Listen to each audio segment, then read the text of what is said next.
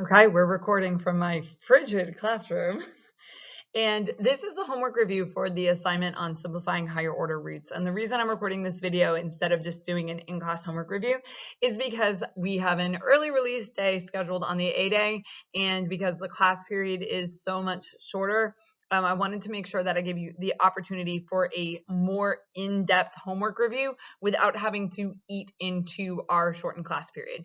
So what I'm going to do is set this up with, I think, one problem per slide, and I'm just going to work through the homework. I'm going to explain all the steps, and you can check your work first of all. So some of you might just want to scan through and check your answers, and that's fine. And then you can watch the explanation for any of the problems that you got wrong or that you got right but you're not sure why you got them right, and so forth. Okay, so that's the purpose of this particular video. I do not know why the words homepage are sitting there. I don't know if you can see them, but I have the words homepage are just sitting on the slide. So if you can see it, I can't explain it. If you can't see it, then great, because like I really don't want them there. All right, so let's take a look at our first homework problem.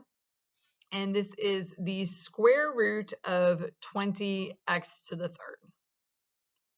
And I mentioned in class, like the most challenging part of this for most of you is going to be dealing with the number part. And so we'll designate some scratch space over here, and we'll factor 20 into 2 times 10, and then factor 10 into 2 times 5. And then what I like to do is I like to bring that down to the next row in my like factor tree. That's what they're called. I'm not an elementary school person, but just so that I don't leave out the 2. So sometimes when you have a factor tree and you end up with a lot of different branches on it, if you don't copy down your previous prime numbers, you can end up just leaving them out. And so this will factor into 2 times 2 times 5, and then the x factors into x times x times x. And because this is a square root, we're going to be looking for groups of 2. So there's a group of 2, and the square root of 2 squared. Now in class, I was writing the 2 squared right underneath it, and that was mostly to really emphasize the role of the root, like what is this root doing? But that is not necessary for most of these problems, okay? So the square root of 2 squared is 2, just a 2. And then I have another group of 2 right there, and that would be x squared. So the square root of x squared is x. And I have a couple of things that did not come out of the radical. So the 5 and the x are still there. So your answer should be 2x root 5x. And you might hear that said out loud a bunch of different ways, like 2x radical 5x or 2x root 5x. You might hear somebody say the operator in there. So 2x times the square root of 5x, which is nice to remember that that is multiplication. Okay, so there is problem number 1. Problem number 2 is the cube root of 81x to the third. And some of you might right off the bat, if you were really following along in class, you're immediately going to look at the cube root of x to the third and say, Miss Taylor, the cube root of x to the third is x. I don't need to write out x times x times x. This is true. So if you are able to see that and you don't need to do that step, you don't have to do that step. So I want to be really clear about that. Now, dealing with the 81. We did this one in class, so hopefully it looks familiar because we did one with an 81 in class. 81, most of you are going to factor that into 9 times 9, and then each 9 would factor into 3 times 3. And so that would end up being the cube root of 3 times 3 times 3 times 3, and x times x times x. And because this is a cube roots undo cubing, so we're going to look for things that are cubed, like 3 times 3 times 3. Wait, that I didn't. Hang on, I can do that right. 3. What on earth? There we go. 3 times 3 times 3, that's 3 to the third power.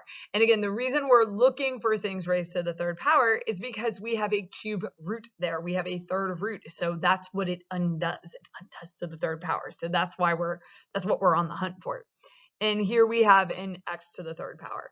So the cube root of the cube root of 3 cubed is 3, and the cube root of x cubed is x, and then we still have a 3 left underneath. Keep in mind, you don't want to forget that index, okay? That's a easy thing to leave out. I catch myself leaving it out. I see students leave it out all the time. Don't want to leave it out. It is part of the symbol. It is part of the answer. And so your answer is going to be at least partially wrong if you leave it out. And it's just one of those like careless little things. Just don't leave it out.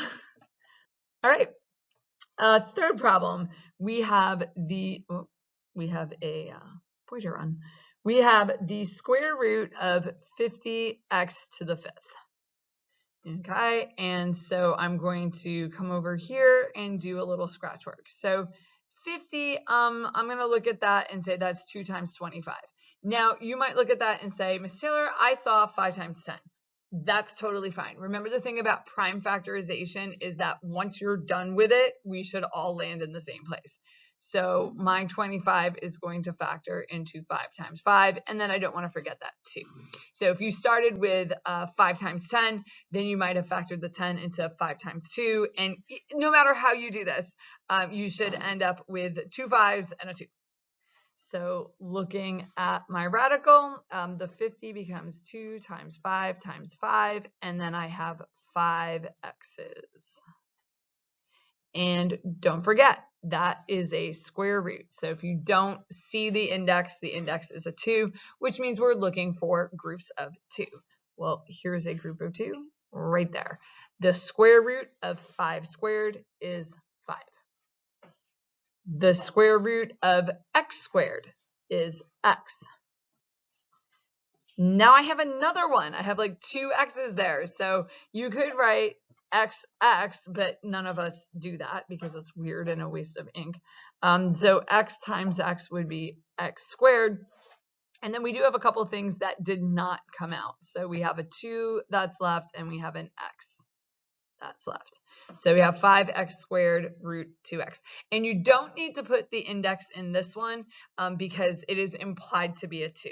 So that's why it's wrong with the other ones if you leave it out, because if you leave it out, it's assumed to be a 2. So, but if it is a 2, you don't have to write it. Okay, so that was the third problem.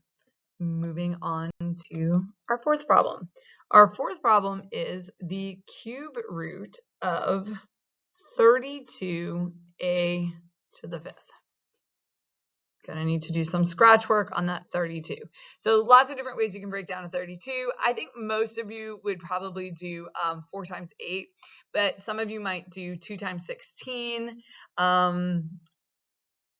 What else is there? 2 times 16, 4 times 8. I don't even know. 2 times 16, 4 times 8. Maybe that's it. Okay, so we'll just do the 4 times 8. 4 will factor into 2 times 2. Now, with this, this would be another 2 times 4, and then this would, of course, factor again. And so you end up with a bunch of 2's here. And I think one of the classes, they said, somebody asked, what is 32 to the 5th power? Or what is 2 to the 5th power? I said 32. And I knew it. They were like, how did you know that so fast? The reason I know my powers of 2 is because one of the other classes I teach is digital electronics, and digital things like your computers talk in binary, and the prefix bi is 2. And so it deals with base 2 numbers. And so if you deal with a lot of binary numbers, you end up getting very good at powers of 2, not because you're brilliant, but because you see them. All right, so let's see what this looks like. So if you're wondering why I left a big gap there, it's because I have the words homepage sitting on that page there. So we have 5 2's. Oh, that's like quite a few 2's. And then 5 A's. That's a picnic. And this is a cube root. So we're looking for groups of 3. We're looking for things that are cubed. So I've got... here's a group of 3, so the cube root of 2 cubed is 2. And then I have a group of a's right there. The cube root of a cubed is a. And then the rest of this we're going to just what I call put it back together again. So 2 times 2 is 4, and a times a is a squared. So on looking at your homework, if you dropped out the 3 on the index, or if you've just left it as 2 times 2, those are really simple like corrections and notes that you can make on your homework that should be easy to do. Those aren't serious things at all. Now, if you got something totally different, like your numbers are totally different numbers than what I have, or your radical is completely gone, those might be more serious mistakes. Okay, we are up to number 5. So for number 5, we have, what do we have here? We have another cube root. We have the cube root of 54 y to the 10th. I'm so sorry, guys. Why did I do that to you? Y to the 10th. Like, that sounds awful. Now, at this point, some of you might be noticing some patterns with the exponents. And if you photomath this, or if you YouTube it, I haven't actually tried to photomath this, but if you YouTube it, you absolutely will find other ways of doing this. The reason I don't like those other ways is they assume a lot of comfort with the laws of exponents, which I'm not sure a lot of you have. Like, your comfort level with the laws of exponents, which we'll cover in a future lesson, is just meh, which means that you might be doing things that you don't really understand why they work. And we know that that's bad. I think we did a 54 in class, so hopefully this can go smoother than it did in class. 54 factors into 6 times 9. 6 would factor into 2 times 3, and then you've got the 9 factoring into 3 times 3.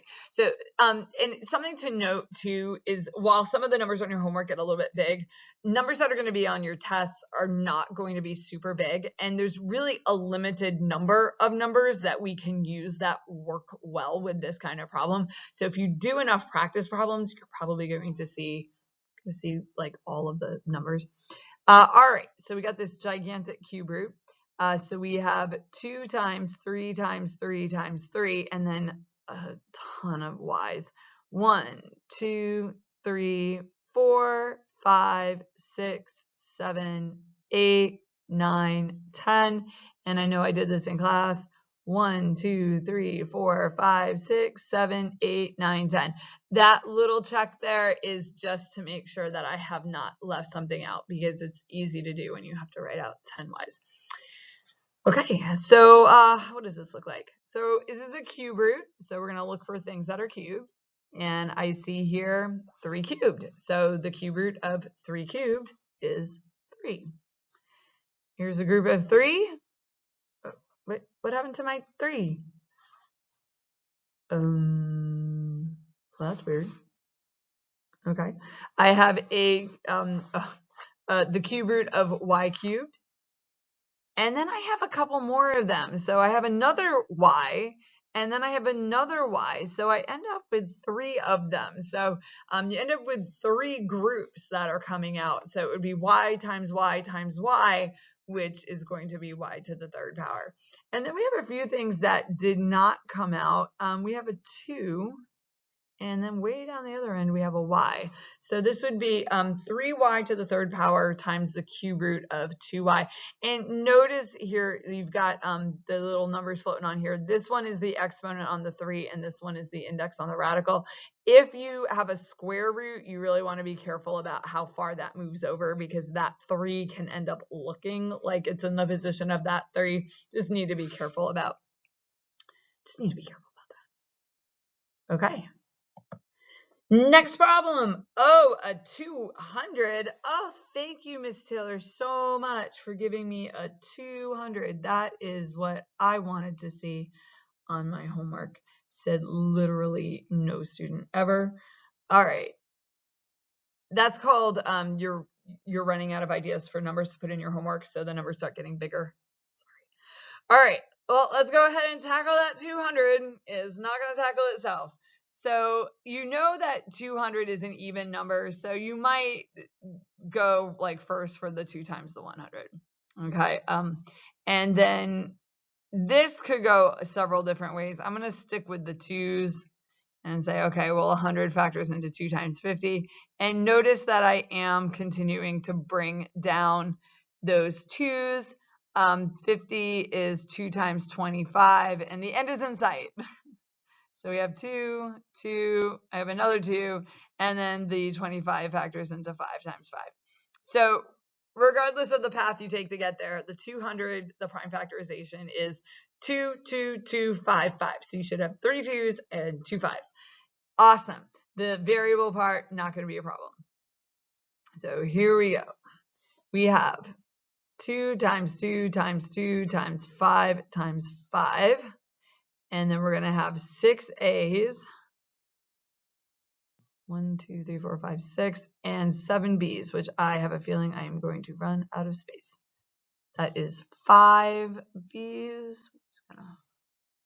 5 B's, 6, 7. Okay.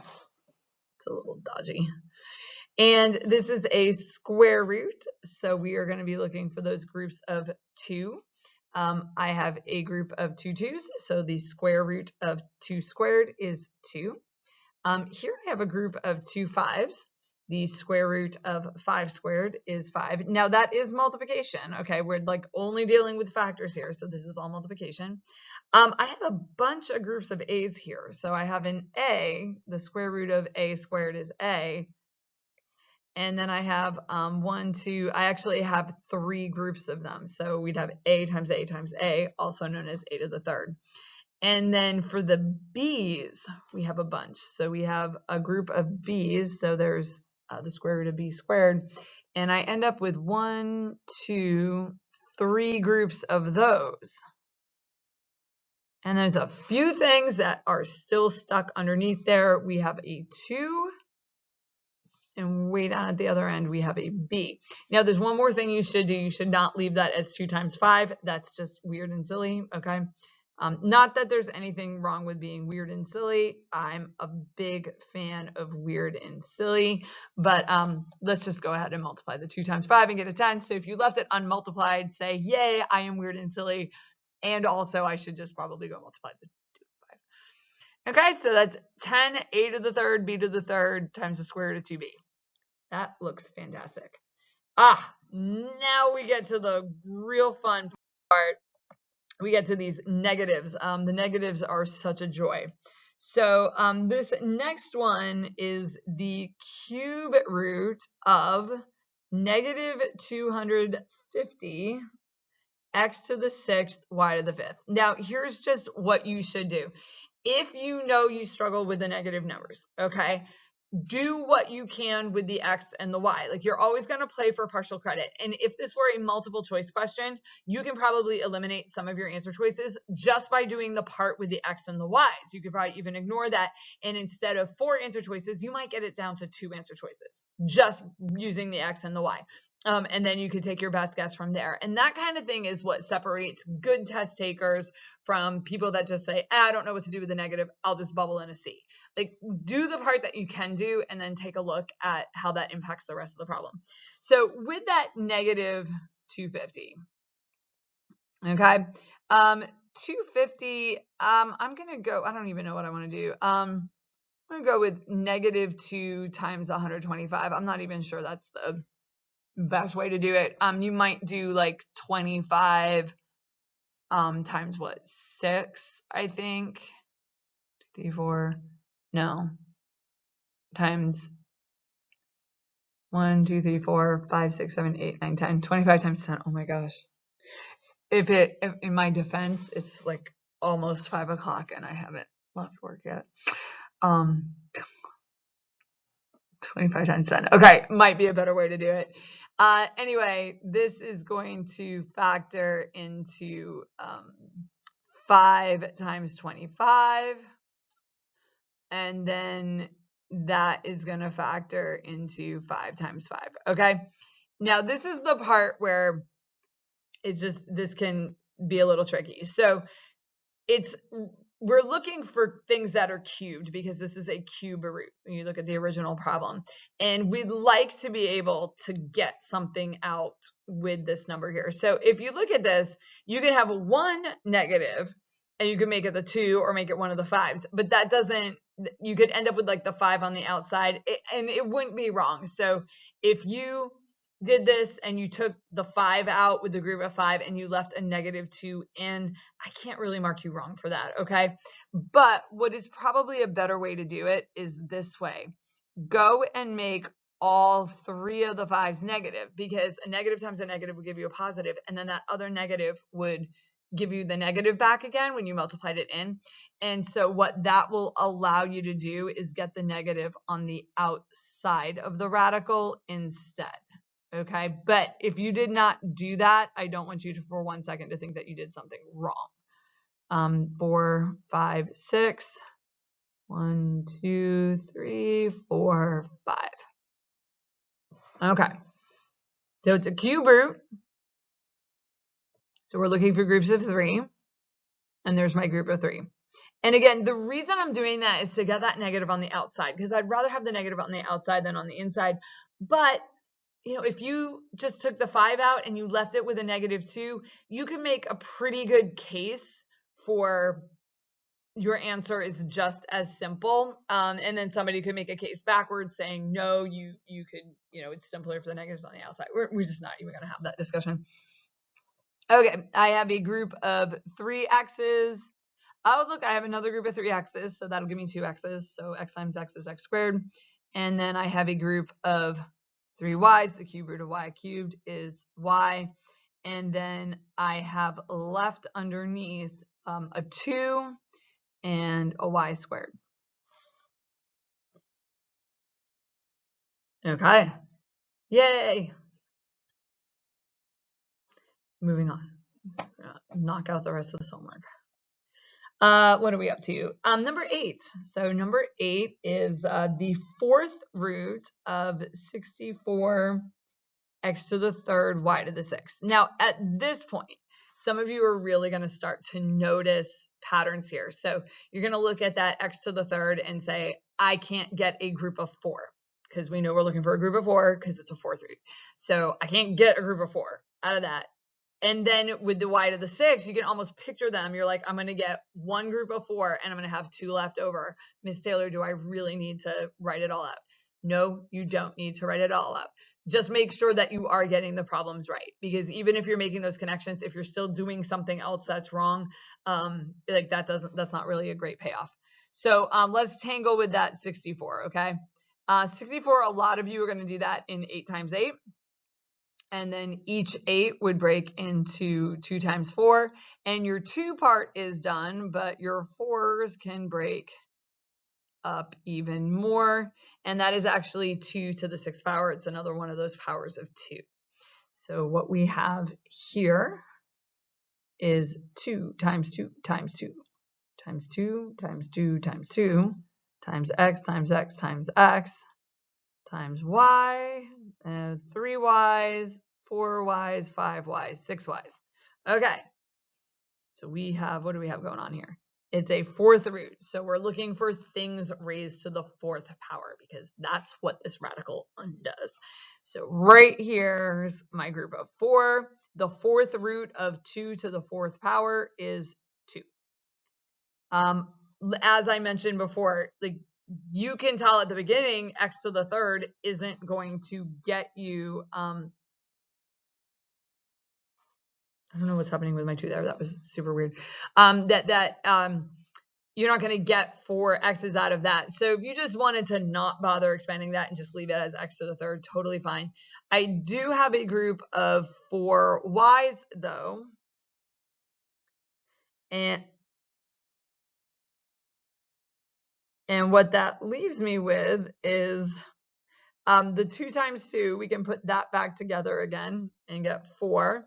We can put the x's back together again, and then we have the 2 y's that are left over. I don't know why my numbers keep disappearing, and I really hope that we can get through the last 2 problems. Okay. All right, so we have something, something, something. We have 2y, and then we have the 4th root of 4x to the 3rd y squared. And just, you know, double check, make sure you haven't dropped that 4th root out. I'm looking at my answers here, and on my work, I dropped the index. I dropped the index of 4. Like, I'm looking at my answers over here that I did on your homework worksheet, and I dropped the index out. So that's kind of why I remembered, like, you know what, just make sure you have that index in there. Okay. Next one is another negative. So, and then why is my 2 still there? What? And erasing is apparently not an option? I don't know. Okay. Well, I don't know. Is it doing for you guys what it's doing for me? I mean, if you're either seeing what I'm seeing or you think I am absolutely losing my mind. Okay. So let's go and tackle that negative 32. So this is a 5th root, and a 5th root is okay to get that negative out, because if you take a negative number and you multiply by itself as a factor 5 times, you can end up with a negative. So let's go ahead and we'll just do this as negative 4 times 8. Okay, so negative 4 times 8, and then this might factor into negative 2 times 2. This would be 2 times 4, and we've done the 32 before. So if you are getting to the point where you're saying to yourself, I don't think I need to write all of that out every time, like I can do the 32 faster, that's awesome, and that's totally fine. All right, so you can get negative 32 by having one of the 2's be negative, and then have all the rest of them be positive. And you can work like that, except this way you actually can't get a group of 5, which is like we were looking for a group of 5, so we'd like to have that group of 5. So remember that you can have like an odd number of negatives and it'll still come out negative. So if I have like 2 of them be negative, now I have a positive 32, because a negative times a negative will give me a positive, and then the rest of them are positive. As soon as I put that 3rd one in, though, now I'm back to a negative. The 4th one makes it positive again, and the 5th one makes it negative again. So what you could do is you could make all 5 of those 2's negative. So we would have negative 2 times negative 2 times negative 2 times negative 2 times negative 2. 2, 3, 4, 5. Then we have 6 x's and 7 y's that I don't have a hope of fitting on here. So 1, 2, 3, 4, 5, 6, 7. And I apparently can't erase anything. Oh, I can. Okay. So I'm just going to erase a little bit of that scratch work there. So I think I have the 7 y's. Now we are looking for groups of 5.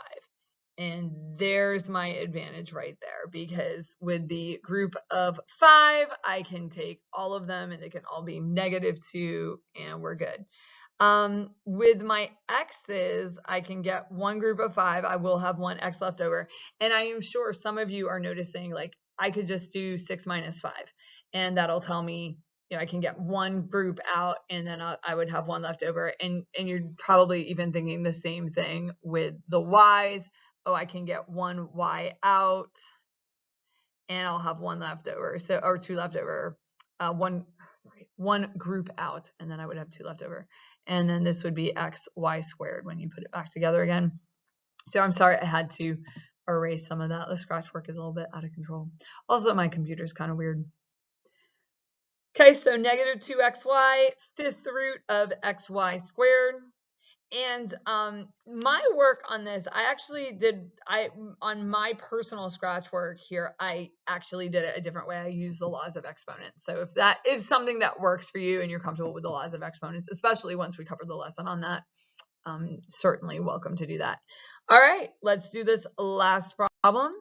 So problem number 10, we have the 4th root of 32 a to the 5th, b to the 4th. And that is called, make your radical a little smaller there. There we go. And at this point with the 32, okay, the 32 has shown up 3 times in this homework assignment alone. So what should happen as you're doing your homework is you start to get really tired of factoring the same numbers, because there's really only so many of them that we can do that will make these interesting. Okay, so we have 2 times 4, and then that factors, and then you wonder, like, how did that person know that it was 2 to the 5th power? Because they just did it 3 other times. And That's why. Okay, so we have the fourth root, and then we have 5 2s. So 1, 2, 3, 4, 5. We have 5 A's, 1, 2, 3, 4, 5, and 4 B's. And because this is a fourth root, we are looking for groups of 4. So here's a group of 4. Ta-da! So the fourth root of 2 to the fourth is 2.